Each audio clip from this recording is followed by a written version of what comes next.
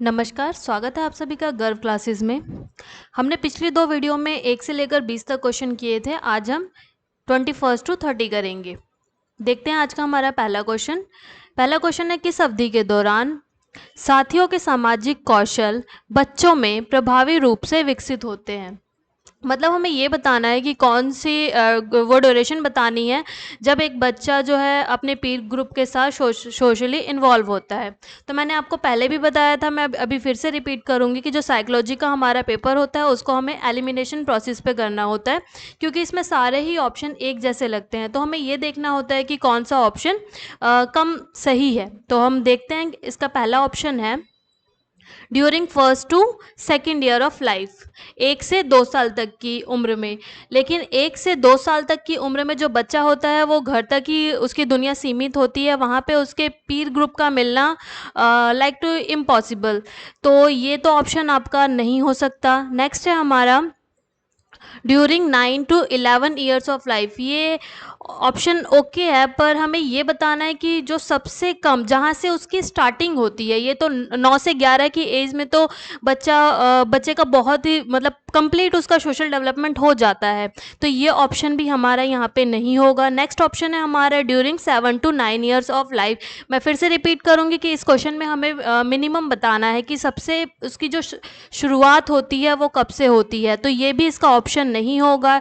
Next है हमारा during 3 to 5 year of life. ये इसका ऑप्शन सही होगा, क्योंकि जब नर्सरी क्लास में बच्चे का एडमिशन होता है तो वो 3 साल का होता है। 3 साल में उसकी स्कूलिंग स्टार्ट होती है, वो स्कूल में आता है, उस उस वो दूसरे बच्चों के साथ मिलता है, उनसे जुड़ता है, उनके साथ खेलना स्टार्ट करता है। तो वहाँ पे उसका पीर ग्रुप बनता है, जहाँ पे उसका सोशल डेवलपमेंट की स्टार्टिंग होती है। तो इसका आंसर जो होगा डी होगा। देखते हैं हमारा नेक्स्ट क्वेश्चन।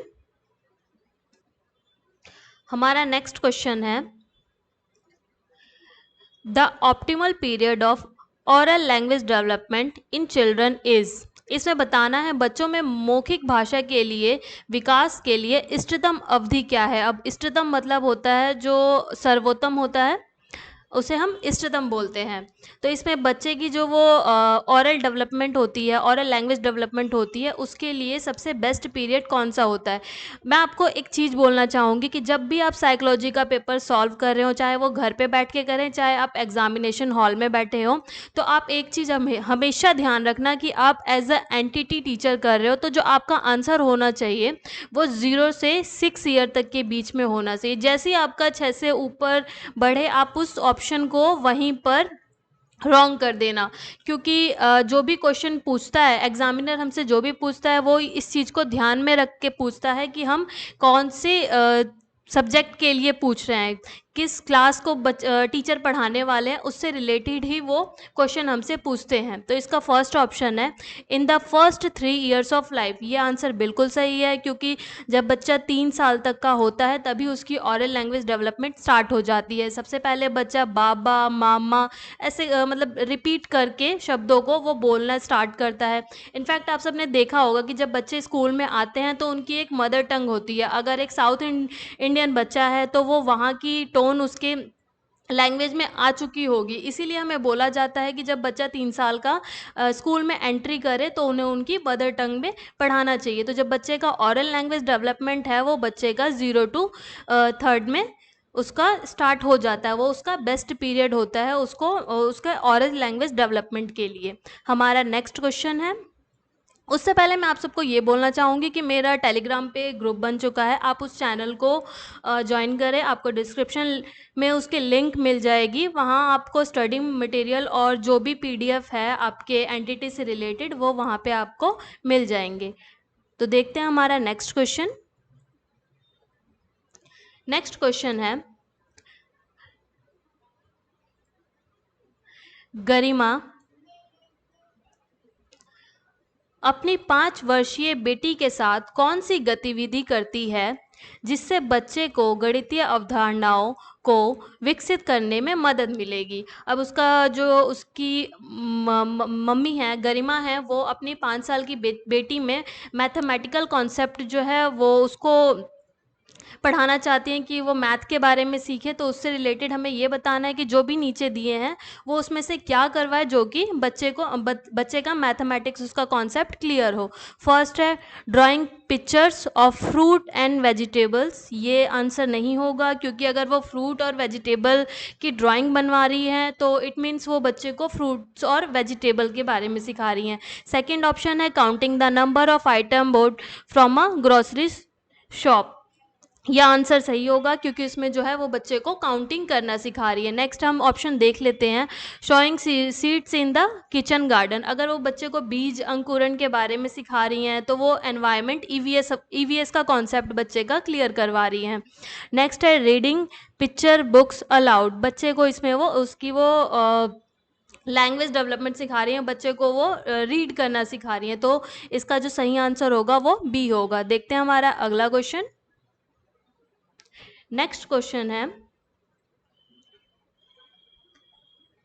मिहिर अपने ग्रेड 1 के छात्रों को वृत्ताकार पहियों और आयताकार दरवाजों जैसी रोजमर्रा की वस्तुओं के आकार की पहचान करना सिखा रहा है। यह गतिविधि इन बच्चों को निम्नलिखित में से कौन से एक के विकास में मदद करेगी।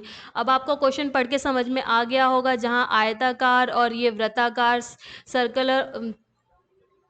सर्कल और रेक्टेंगुलर की बात हो जाए, वहाँ पे इट मीन्स कि वो मैथ का कॉन्सेप्ट करवा रहा होगा। तो इसका ऑप्शन आपको देखते ही पता लग जाएगा कि ये मैथमेटिकल कॉन्सेप्ट है। नेक्स्ट ऑप्शन में जाने की हमें ज़रूरत नहीं पड़ेगी। हमारा नेक्स्ट क्वेश्चन है,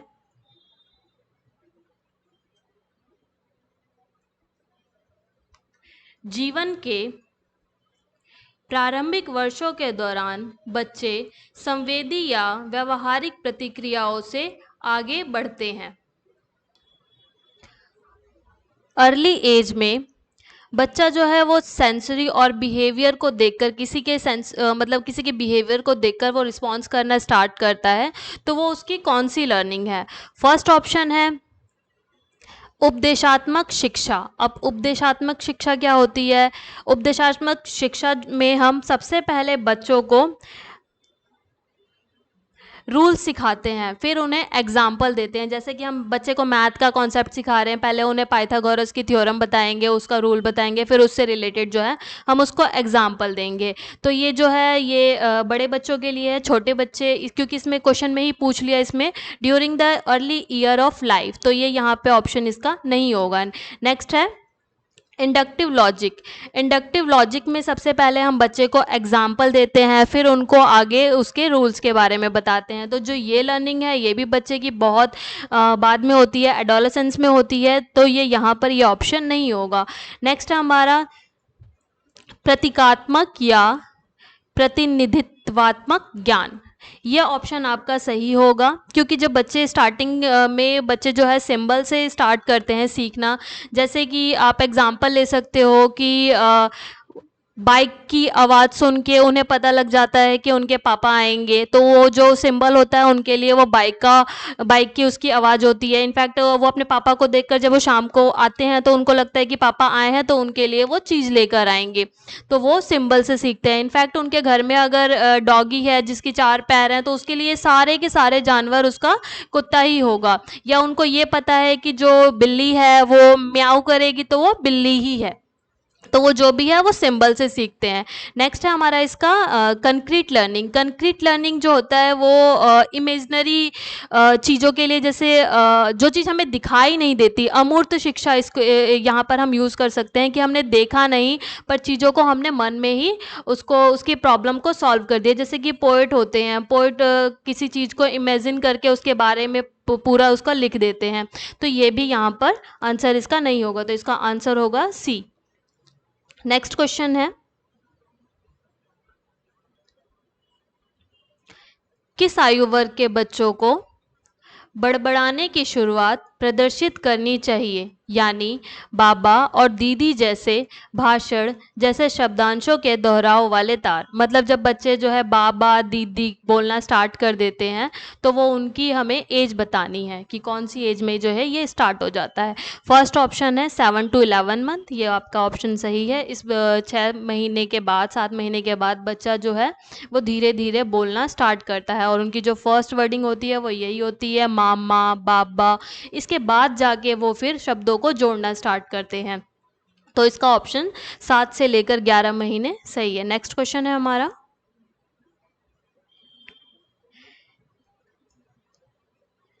एक ऐसा अभ्यास जो डेटा व्याख्या के क्षेत्र में बच्चों की शिक्षा को सुदृढ़ करेगा। ये क्वेश्चन आप लोगों के लिए होमवर्क है। आप इस क्वेश्चन को सॉल्व कीजिए और कमेंट बॉक्स में कमेंट कीजिए। अगर फिर भी आपको इसका आंसर ना मिले तो नेक्स्ट वीडियो में मैं इसे एक्सप्लेन करूँगी। हमारा नेक्स्ट क्वेश्चन है, भाषा की समझ और संज्ञानात्मक प्रसंस्करण को नियंत्रित करने वाले मस्तिष्क क्षेत्र को कहा जाता है। अब इसमें से बताना है कि जो ये चारों ऑप्शन है इसमें से वो कौन सा क्षेत्र है जो भाषा की समझ और संज्ञानात्मक अंडरस्टैंडिंग को बताता है। तो आप लोगों को एक चीज़ मैं पहले ये बताना चाहूँगी कि जो हमारा मस्तिष्क होता है उसको हम 2 पार्ट में डिवाइड करते हैं। एक होता है हमारा राइट हेमिस्फीयर और दूसरा होता है हमारा left hemisphere. First one is एक राइट और एक लेफ्ट। तो जो हमारा लेफ्ट हेमिस्फीयर होता है ये हमारे लैंग्वेज डेवलपमेंट के लिए रिस्पॉन्सिबल होता है और जो राइट होता है वो हमारा लॉजिकल के लिए होता है। एक चीज़ आप और नोट डाउन कर लीजिएगा कि जो बंदे राइट हैंड से काम करते हैं उनका लेफ्ट हेमिस्फीयर स्ट्रांग होता है और जो लेफ्ट से काम करते हैं उनका राइट स्ट्रांग होता है। मैं एक चीज़ और इसमें रेक्टिफाई कर दूं कि राइट हैंड जो ये फीमेल में जो फीमेल राइट हैंड से काम करती हैं उनका लेफ्ट हेमिस्फीयर स्ट्रांग होता है, मतलब उनकी लैंग्वेज में पे कमांड अच्छी होती है। और जो लेफ्ट हैंड से काम करते हैं, जो मेल लेफ्ट हैंड से काम करते हैं, मतलब जो फीमेल लेफ्ट हैंड से काम करती हैं उनका राइट स्ट्रांग होता है। तो इसके बाद जो है अगर बंदा लेफ्ट हैंड से काम कर रहा है तो उसका जो है राइट स्ट्रांग होगा। अब इसके ऑप्शन देख लेते हैं। इसका फर्स्ट ऑप्शन वर्निकाज एरिया ये सही होगा क्योंकि ये रिस्पॉन्सिबल होता है अंडरस्टैंडिंग और लैंग्वेज के लिए। नेक्स्ट क्वेश्चन है हमारा,